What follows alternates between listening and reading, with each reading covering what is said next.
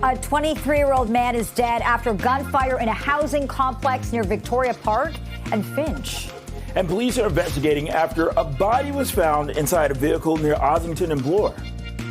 And the number of shootings in this city has gone up by 74% compared with last year. We'll have more on the update on gun violence from police today. And WestJet has canceled more than 24 flights ahead of a potential mechanic strike impacting nearly 3,300 passengers. This is Live at 5.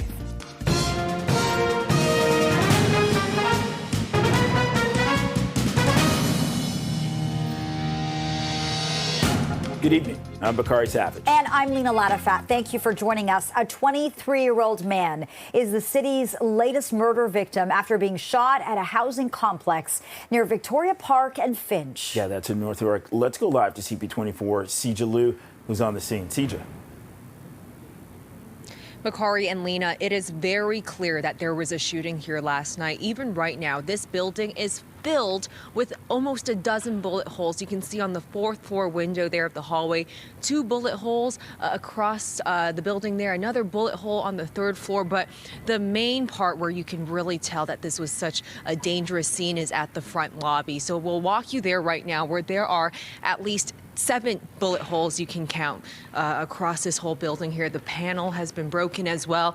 We are being told that this shooting happened last night around 3 a.m. Police got multiple calls from neighbors saying they saw 2 people shoot at a man. When they arrived on scene, they found a 23-year-old male who was in serious condition. He was rushed to the hospital, but unfortunately did not survive. Police today are saying that they believe this was a targeted incident, but have not given any more information on the suspects. And neighbors are very shaken up by this. They were awoken to the sound of gunshots. Some thought it was fireworks. That's how many shots they heard. Take a listen to what some witnesses had to say. I heard like multiple gunshots happening at I don't know what time it was, 4 a.m. probably. Yeah. What did it sound like? Like you said, it sounded almost like a car backfiring or something? I thought it was people just revving their cars, because there was a bunch of people revving their cars a lot last night. And so I just kind of didn't pay attention to it because I've never heard gunshots before.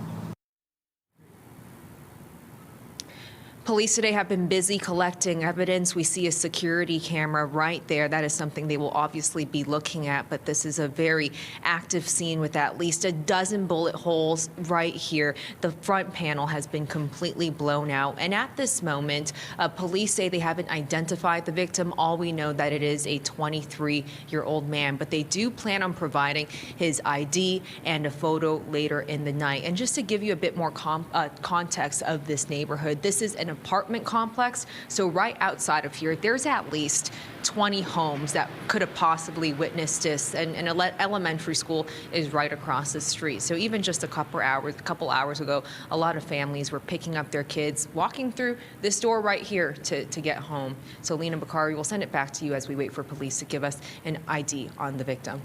All right, we will look out for that update. Sija Liu live in North York tonight. Thanks so much, Sija.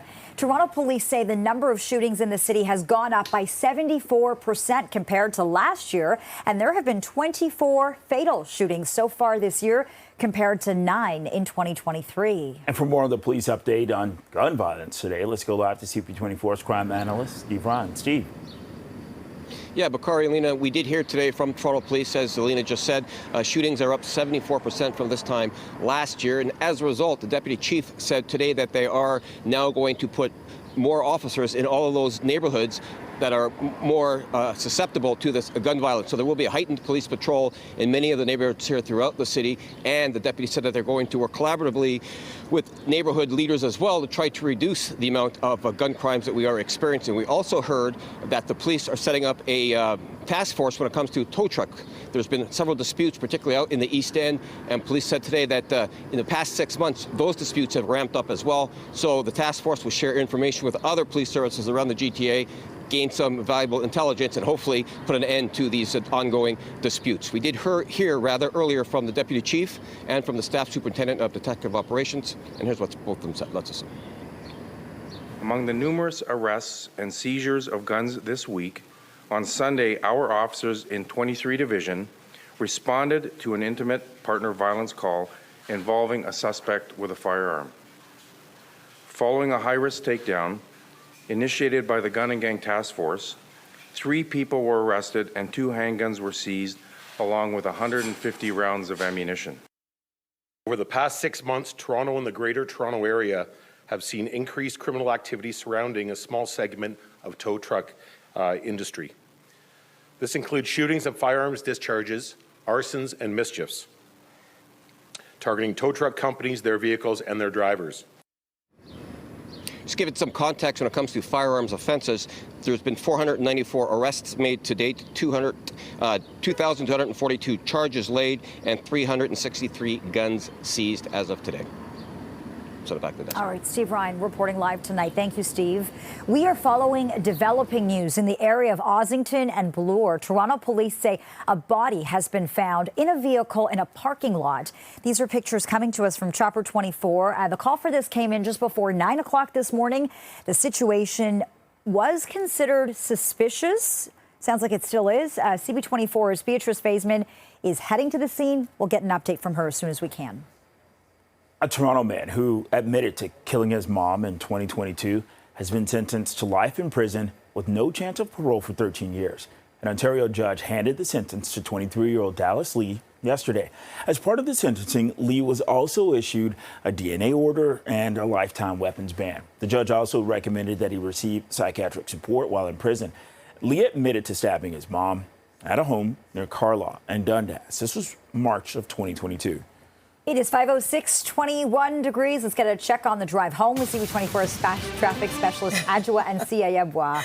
You're laughing. I think I know what that means. You know, it's not the easiest to go out there, Lena. We are dealing with some problems through Mississauga. I thought you called me a fashion specialist. I'm that too, part-time. If you're making your way out on the eastbound lanes at the QEW, it's pretty busy just as you make your way through Erin Mills Parkway. That's because we're dealing with a collision. It does have the left lane blocked. Delays extend from the 427. Now, if you're on the westbound 401, MTO's reporting problems on the eastbound lanes of the 401. It might be closer to Warden. Crews dealing with the collision. It might have the right lane blocked. I'm going to try to get a camera view on it in my next report. And I can give you a bit of good news. We had those problems on the westbound 401 at Bayview in the collectors. A number of lanes were blocked at the collision, and it looks like we might have a situation. This is on the eastbound lanes of the 401, just at the end of the on-ramp from Bayview. That MTO crew is off to the side. But again, if you're coming on that ramp, drive with a bit of extra care. Off the major routes, crews on scene of a collision blocking lanes on Finch and Pharmacy. I'll send it back to you. This CP24 traffic report is brought to you by 407 ETR. Enjoy the journey with a stress-free commute. It's approaching 5:08, 21 degrees. This is Live at 5. It is the first day of extended hours at the LCBO ahead of a potential strike, and we are learning more from the union tonight about the plan if the strike goes ahead. Welcome back. This is the first day of extended hours at LCBO stores as the retailer prepares for a possible strike. Well, all LCBO locations across the province will now be open at 9:30 in the morning. Many are going to stay open till 10 o'clock at night, but that could vary depending on location. Thousands of workers will be in a legal strike position July 5th. So if the strike action moves forward, the union says all LCBO stores will close for 14 days, and then 30 locations will reopen with limited hours. Online orders will continue to be processed. Some of the key issues at the bargaining table include the Ford government's expansion of alcohol sales and wage increases. Next, we'll take you to the airport. WestJet says a strike by its mechanics could disrupt long weekend travel plans for 250,000 customers. Yeah, that's a lot of people. And for the latest on the labor negotiations, we're turning to CP24's Lindsay Biscaya. Lindsay. Yeah, and Bakari and Lena, even though this strike isn't official yet, it's already actually affecting a couple thousand customers with WestJet. WestJet announcing today that it has canceled about 25 flights over the course of today and tomorrow, and that's affecting more than 3,000 customers with WestJet. So we're already seeing the repercussions of this, even though negotiations between the union and the airline continue. This also comes as the union is accusing WestJet of suing it without notifying its negotiators who are working with the airline on that new collective bargaining deal. So just to keep you up to speed here, the union has set a strike notice for 5:30 p.m. tomorrow. If a deal is not reached, we know negotiations are continuing this afternoon and will so tomorrow as well throughout the day as these two sides try to reach a deal deal. We did hear from an economist today, though, who was talking a little bit more about how the airline, WestJet, should be acting in these negotiations.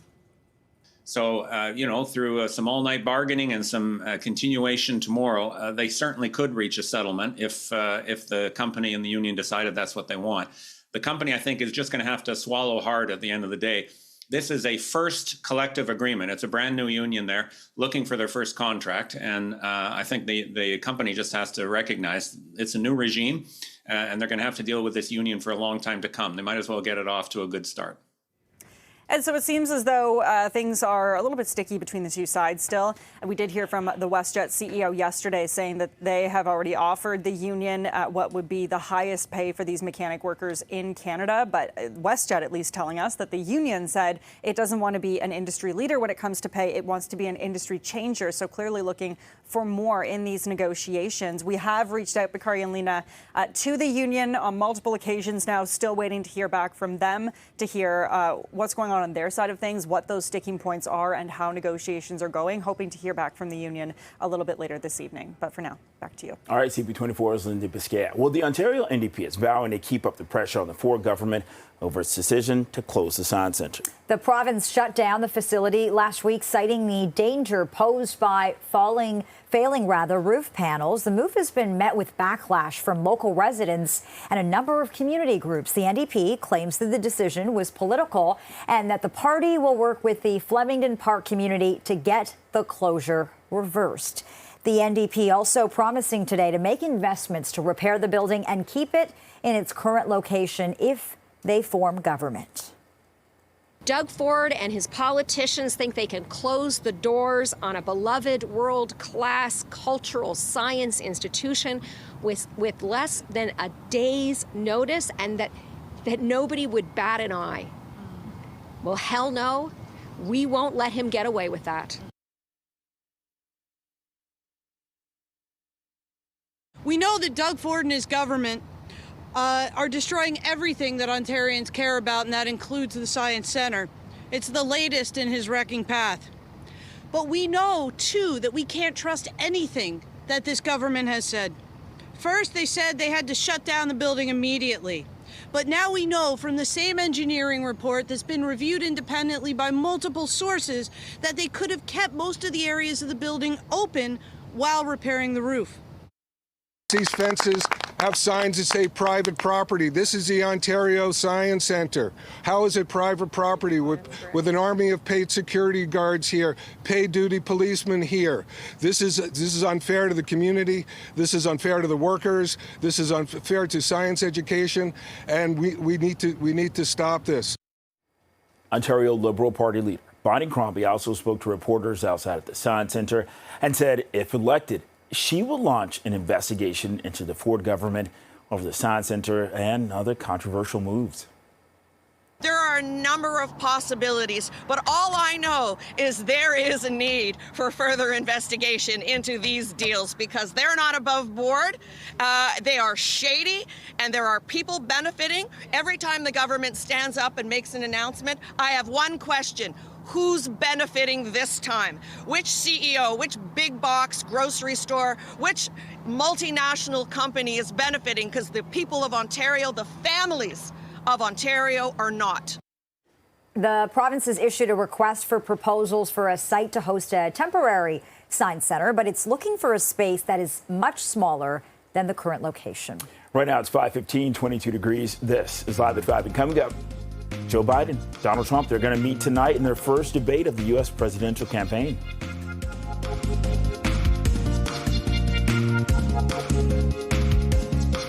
Eligibility for the federal dental care program expanded today. The government is extending eligibility to children and those who receive a disability tax credit. Ottawa estimates 1.2 million more people will now be able to apply for the program, which had previously only been open to seniors. Applicants must also be uninsured and have a household income of less than $90,000 per year. This is not just a critical intervention in oral health, but it's a declaration that in our health system, taking care of everybody, making sure they get the care that they need is essential. It's why we're doing this. It's why we're doing what we're doing with diabetes medication or contraceptives. The government has said it expects to expand eligibility for everyone who meets the income criteria in January. And the federal government is taking more urgent action to recover overpayments of pandemic-related benefits. The Canada Revenue Agency says that it's going to start issuing legal warnings next month to recover overpayments of all COVID-19 programs. The agency says that legal measures may also be taken in some cases.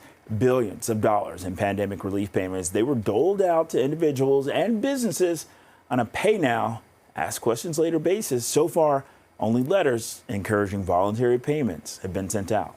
Well, Prime Minister Justin Trudeau is set to visit the GTA as questions continue to surround his political future. He's expected to attend a Liberal Party fundraiser in Brampton tonight.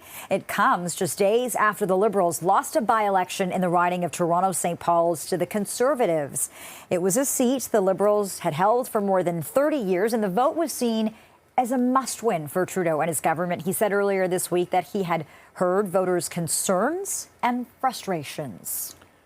Well, south of the border, Joe Biden and Donald Trump, they are set to face off tonight. This is in their first debate of the U.S. presidential campaign. You can see the setup right there. So Trump and Biden, they're going to go head-to-head. This is in Atlanta. Here's a live look and what is a historically early matchup. The debate is going to include some new rules. There will be no audience, and each man's microphone will be muted when his opponent is speaking. So Trump's expected to face questions about his recent felony conviction and the Capitol riot, while Biden could be challenged about his age and criticisms related to the economy. Millions are expected to watch. And CTV's Joy Malvin is in Atlanta and tells us what to expect from tonight's debate.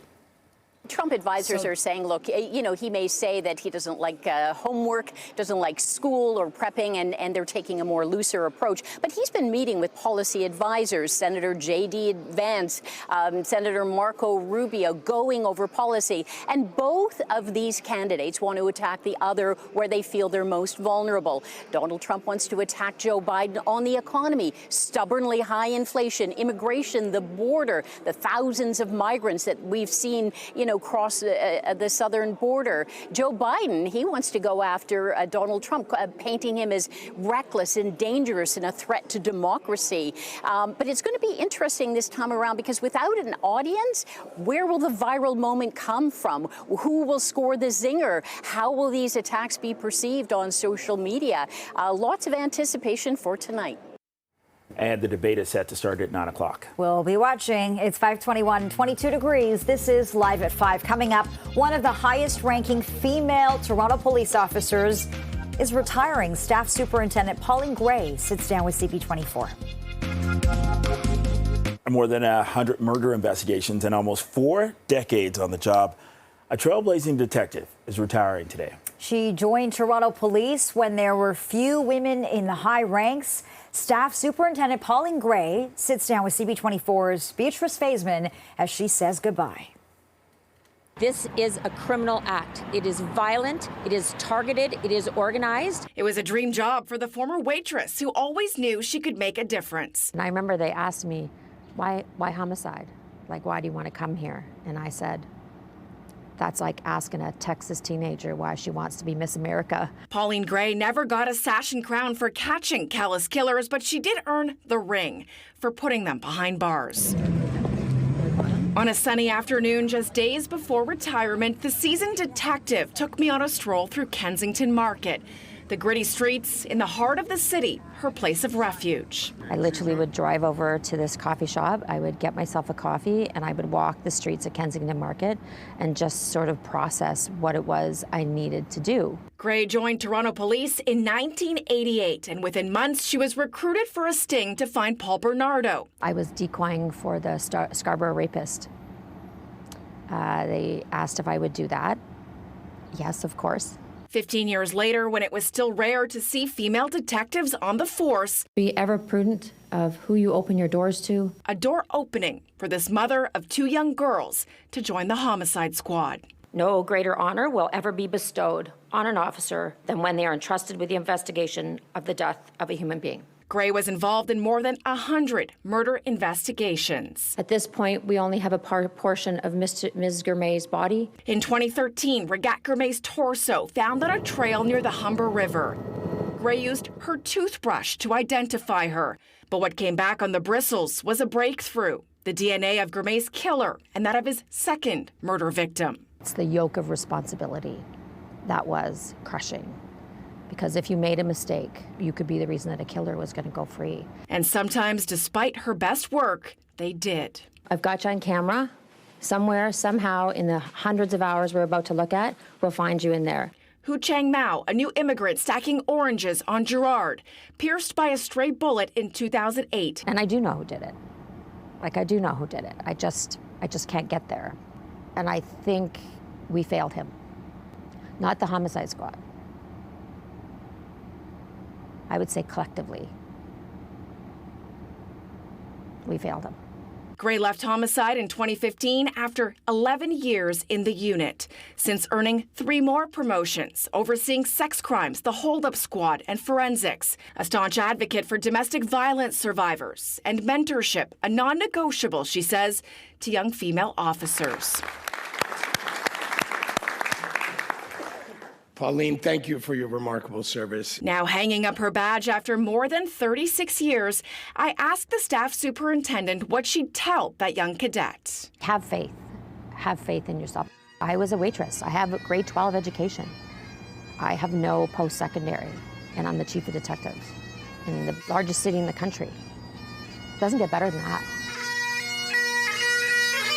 Beatrice Faisman, CP24. What a career and what a great story. It's 5:27, 22 degrees. I'm sure so many female police officers look up to her. You're watching Live at 5. A 23-year-old man is the city's latest victim of gun violence. This comes as Toronto police say that shootings are up 74% in the city. Stay with us. A 23-year-old man is dead after a gunfire in a housing complex near Victoria Park and Finch. Police are investigating after a body was found inside a taxi cab. It happened near Ossington and Bloor. We'll tell you more. And the number of shootings in the city has gone up by 74% compared to last year. We're going to have more on the update on gun violence from police today. This is Live at 5.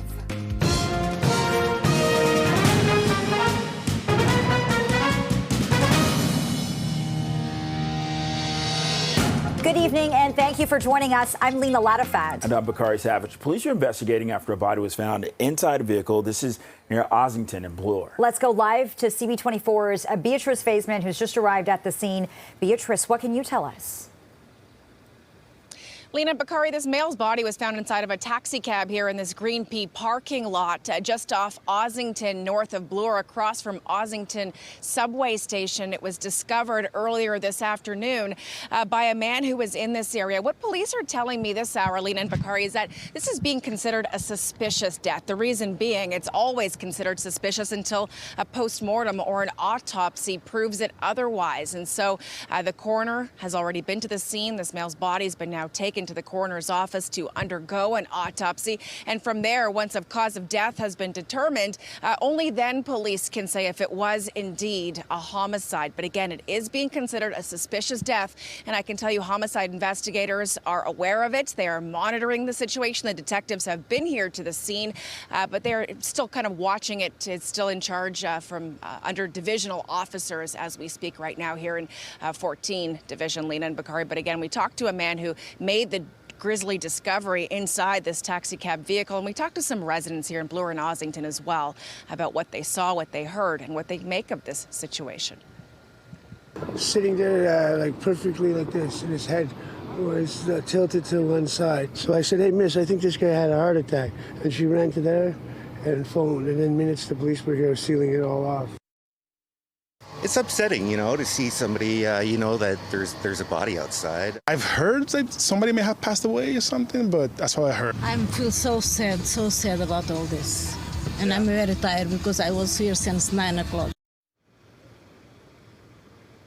As I mentioned, this male's body was found inside of a taxi cab. We can tell you that Co-op Cabs has confirmed that it was, in fact, their vehicle involved, though they don't know at this point if the person whose body was found is one of their drivers. Co-op Cabs adds that it is cooperating with police. And again, this is being deemed so far a suspicious death, only depending on the outcome of the autopsy or post-mortem investigation. Lena and Bakari homicide detectives would take it over if it is indeed deemed to be a homicide. At that point, anyone with information, always you can call police or Crime Stoppers. Back to you. Okay. Near Ossington and Bloor, CP24's Beatrice Vaisman. Well, a 23-year-old man is the city's latest murder victim. This is after being shot in a housing complex near Victoria Park in Finch. Let's go live to CP24's Sija Liu for the latest on the search for his killers. And we are about to learn more about the victim. Sija. That's right. Police say they are hoping to identify the victim and provide a photo later this evening. All we do know right now is that it is a 23-year-old man who died. This happened last night. Residents of this building say they heard what sounded like fireworks, but it is clear those weren't fireworks. Judging from the building right now, you can see almost a dozen bullet holes in multiple windows. On the 4th floor, there are bullet holes along this hallway. Even on the 2nd floor, bullet holes as well. But the majority of the damage can be found in the front lobby. Over there, you can see at least 7 bullet holes. The front panel is completely broken, multiple layers of bullets as well. This all happened last night around 3 a.m. Police say they got a call about multiple suspects, 2 suspects shooting at a man. Neighbors tell us they saw this as well and were concerned. Right now, police say they believe the shooting is targeted. That 23-year-old man was rushed to the hospital in critical condition. Unfortunately, he did not survive. Take a listen to what some of the witnesses had to say, including one woman who did not want to show her face on camera due to safety reasons. 2:45 a.m. I didn't actually believe it was a gunshot because it was too much at a time. It was like 10 shots. Back, back, back, back, back, back, back, back, back, back, bam. So when I heard it, I opened my eye. I was shaking. I was like, could it be? I didn't want to believe it was a gunshot. I thought it was like fireworks. And neighbors today are shocked as they walk back into their apartment building, seeing nothing but bullet holes in the front door here. And there is a security camera here, so you can imagine that police will be combing through that evidence. The forensic identification team is still on scene. Detectives are still in the area. But at this moment, Bakari and Lena, we know a 23-year-old man has died, and there is no word on the suspects just yet. Back to you. And so many bullet holes. Sija Liu keeping a close eye on this developing story out of North York. Thank you, Sija. Toronto police say the number of shootings in this city has gone up by 74% compared with last year. And there have been 24 fatal shootings so far this year. That's compared to 9 in all of 2023. Yeah, and for more on the police update that was today regarding gun violence, let's go live to CP24's crime analyst, Steve Ryan. Steve. Yeah, Bakari and Lena, and that includes 363 firearms that were seized as well this year alone. So today at a press conference here at police headquarters, we heard from the deputy chief and from the staff superintendent in charge of detective operations. As Lena said, the police told us that shootings are up 74% from this time last year, and as a result, the Toronto police are going to increase their directed patrols in those neighborhoods that are most affected by the gun violence. And we also heard that within the last 6 months, the dispute among tow truck drivers has ramped up as well. As a result, the police are putting together a task force to deal with that issue, and it will be intelligence-led, where they will share their information with other police services throughout the province. We did hear from the deputy chief and the staff superintendent here at police headquarters earlier today, and here's what both of them said. Let's listen. We're working diligently with not only other law enforcement partners, but all levels of government agencies like CBSA, also on the legislative front. And you should know that we're also working with our partners south of the border as well to try to stem the flow of these firearms across our border. The task force will include members from teams across the service, including intelligence, our centralized shooting response teams, traffic services, divisional investigators, and data analysts. The task force will also be liaising with police services from across the GTA to ensure that we're sharing intelligence appropriately. Now, in that clip we played of the deputy chief, he said that the police service, the Toronto Police Service that is in contact with the CBSA and with American police services as well, and that's because the deputy said 85 to 90% of all firearms that are here in the city have been smuggled across the border. Send it back to the desk. So concerning. All right, Steve, thank you.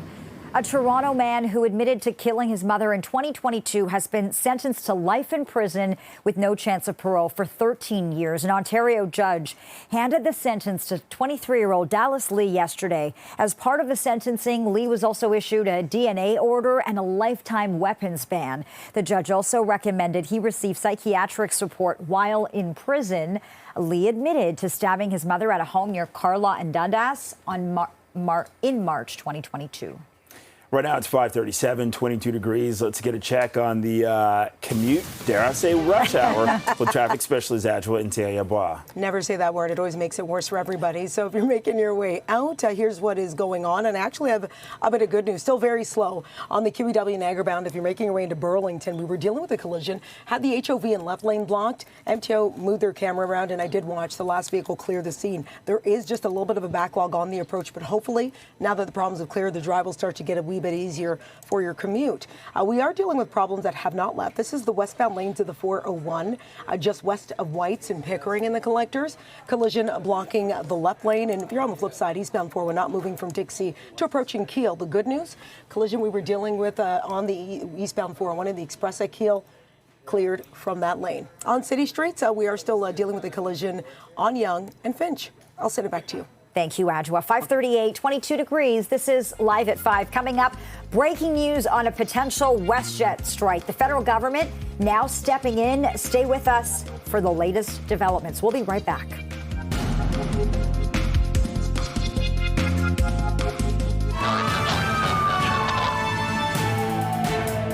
We now have breaking news on the potential WestJet strike. Let's bring in CP24's Lindsay Biscaya with the very latest. What can you tell us? Yeah, well, Lena and Bakari, it seems at this point a strike may have been averted, at least for now, because the federal government has stepped in, issuing a statement this evening saying that they are stepping in when it comes to these negotiations between the airline WestJet and the union representing these mechanic workers. So I'll read you this statement from Labour Minister Seamus O'Regan, issued just minutes ago, and it reads in part, as Minister of Labour, I am using my authorities under the Canada Labour Code to further the goals of last week's Section 80 referral to help the parties reach their first collective agreement.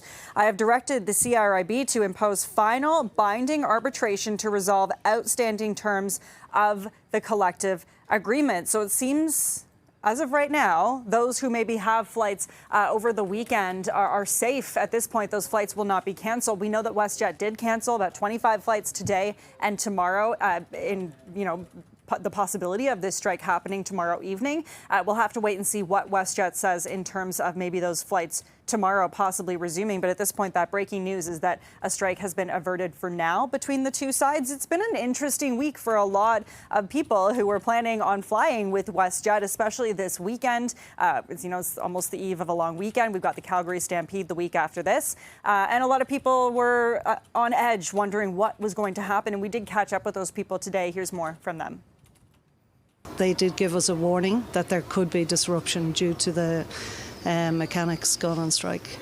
So it's leaving us really nervous because we can't afford, we've missed 2 days work now. We're working for 21 days when you're gone and you're trying to get home. Like, to be honest with you, I was supposed, my wife's 50th birthday today.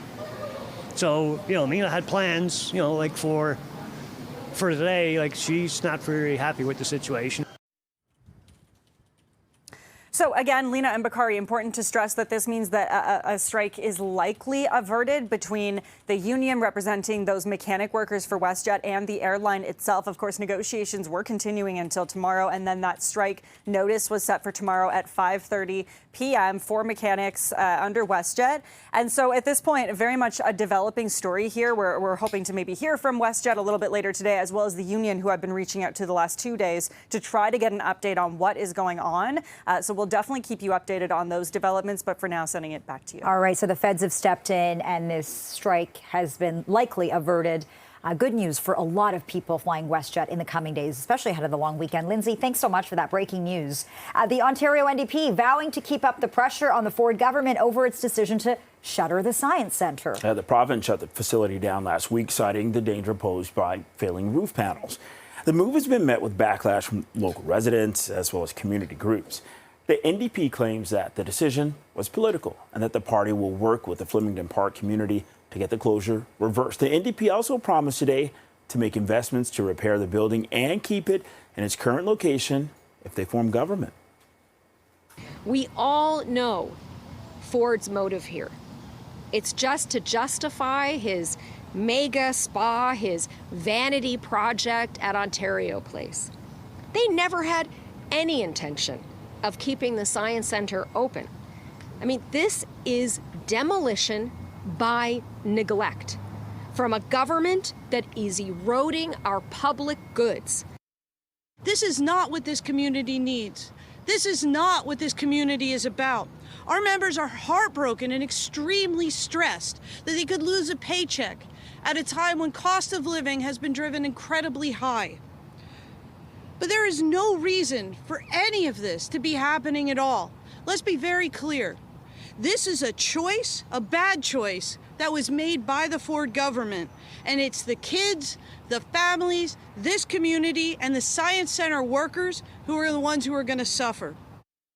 Here we are again, another artificial crisis that the sky is falling, Guaranteed. Workers are still in there. If the sky is falling, why are they in there? The minister had said it's a health and safety issue. The employees here have a health and safety committee. Nobody was ever contacted. Nobody in this community of Flemington Park, Thorncliffe Park, Leaside, or Don Mills were ever contacted. Ontario Liberal Party leader Bonnie Crombie also talked to reporters outside the Science Centre and said if elected, she would launch an investigation into the Ford government over the Science Centre and other controversial moves. I'm hopeful that with the power of the community groups and the force of all the opposition parties come together, we join together, and he takes notice and he stops this silliness. Let's reverse this decision. He's reversed how many decisions because of public pressure? At least 15 that I've counted, notwithstanding clause, the Greenbelt decision. Let Science Centre be the next decision that the Premier of Ontario reverses, please. The province has issued a request for proposals for a site to host a temporary Science Centre, but it's looking for a space that's much smaller than the current location. And this is the first day of extended hours at LCBO stores as the retailer prepares for a potential strike. All LCBO locations across the province will now be open at 9:30 in the morning. Many will stay open until 10 at night, but that could vary depending on location. And thousands of workers will be in a legal strike position July 5th. If the strike action moves forward, the union says all LCBO stores will close for 14 days, and then 30 locations will reopen with limited hours. Online orders will continue to be processed. Some of the key issues at the bargaining table include the Ford government's expansion of alcohol sales and wage increases. 547, 22 degrees. This is Live at 5. Coming up, Joe Biden and Donald Trump. They will meet tonight in their first debate of the U.S. presidential campaign. This is a live look from Atlanta tonight where it's all going down. Stay with us. Joe Biden and Donald Trump, they're set to face off tonight in their first debate of the U.S. presidential campaign. Trump and Biden will go head-to-head in Atlanta in what is a historically early matchup. We're giving you a live shot of tonight's location. You can see the setup there, all hands on deck. There must be a lot of work that goes into this, and millions of people will be watching. Of course, CNN putting this on tonight. The debate will include some new rules. And this should be interesting. No audience, and each man's microphone will be muted when his opponent is speaking. Trump is expected to face questions about his recent felony conviction and the Capitol riot, while Biden could be challenged about his age and criticisms related to the economy. Lots of people will be watching, as we noted, and many are describing this as must-watch television. CTV National's Joy Malbon is in Atlanta tonight, and she tells us what to expect from tonight's debate. Most Americans really don't tune into the presidential election until after the summer holidays. But this is a way, really, for the two candidates to shake things up. They both need a boost. They need to present a vision to Americans of what the future will be like. They need to tell Americans why they deserve a second term. And usually the incumbent, which is Joe Biden right now, they usually have the most to lose. So it's going to be interesting to see. I love the headline that I saw recently. It's going to be like watching two aging prize fighters go at each other. Oh, that'll be interesting. The debate set to begin at 9 o'clock this evening. Well, Prime Minister Justin Trudeau is set to visit the GTA as questions continue to surround his political future. Trudeau is expected to attend a Liberal Party fundraiser in Brampton tonight. It comes just days after the Liberals lost a by-election in the riding of Toronto-St. Paul's to the Conservatives. It was a seat the Liberals had held for more than 30 years, and the vote was seen as a must-win for Trudeau. Many considered a referendum on his leadership. He said earlier this week that he had heard voters' concerns and frustrations. Well, have to wait and see if he takes questions tonight. It's 5:52, 22 degrees. You're watching Live at 5. Coming up, we're going to take a closer look at a new study on distracted driving as we get ready for the long weekend.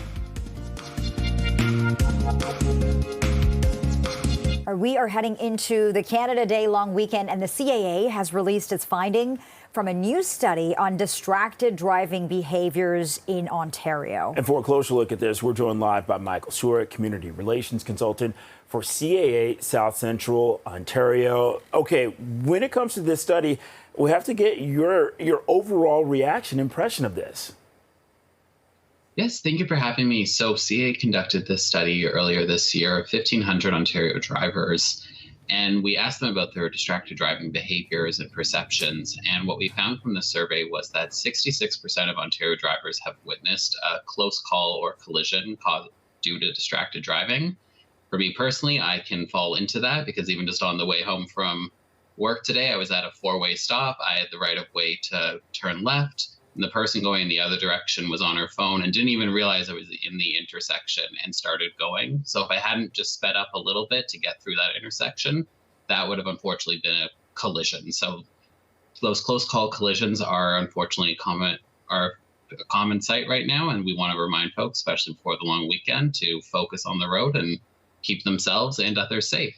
91% somewhat or very concerned about the dangers that come with distracted driving. That's another stat coming out of this study. Were you surprised by any of these findings? These numbers are pretty high.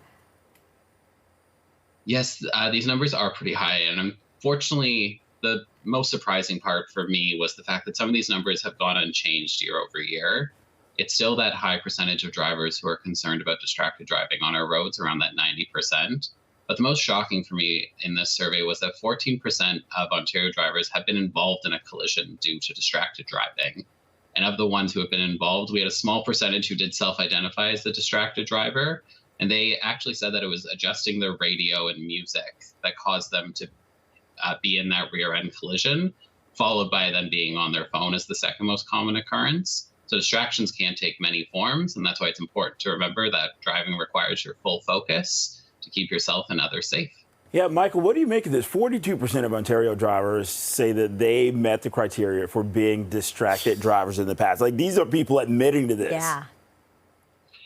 Yes, these are people who we gave them the definition of distracted driving in Ontario. So that is the handheld device ban that we've had since October 2009. And unfortunately, 42% of Ontario drivers did admit to have doing this in the past, and 2% even admitted to being charged for distracted driving as well.